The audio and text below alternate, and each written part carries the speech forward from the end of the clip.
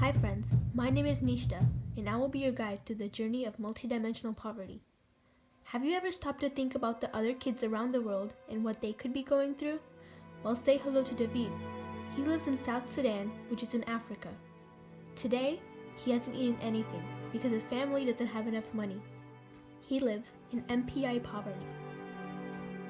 According to the dictionary, poverty is the state of being extremely poor, but there is more to that. The OPHI and the UN say that the MPI poverty branches off into three aspects: health, education, and living standards. So, if a person doesn't get proper food, doesn't go to school, and doesn't have a proper home with cooking fuel, water, and electricity, a person is MPI poor.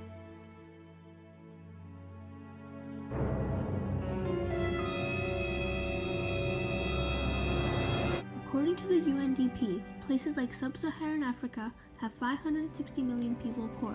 South Asia has 546 million, East Asia and the Pacific has 118 million, the Arab states have 66 million, Latin America and the Caribbean has 32 million, Europe and Central Asia has 4 million poor.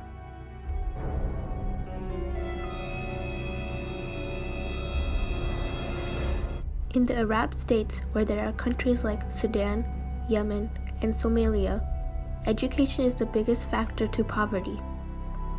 In other places, like Sub-Saharan Africa, which has countries like South Sudan and Niger, nutrition is the biggest contributor to making these people poor.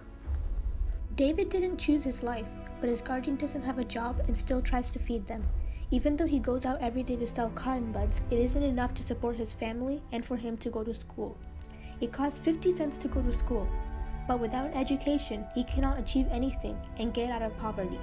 To solve this, we need to tell governments worldwide in places like South Africa, India, and Pakistan to open up public schools.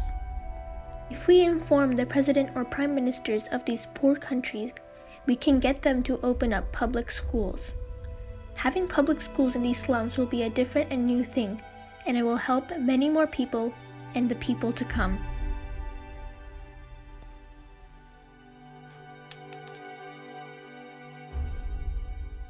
By taking this course of action, we can help David and many more people like him, because an education will help empower them out of the cycle of poverty. An education will help them read and write, which is necessary for any job you want to apply for.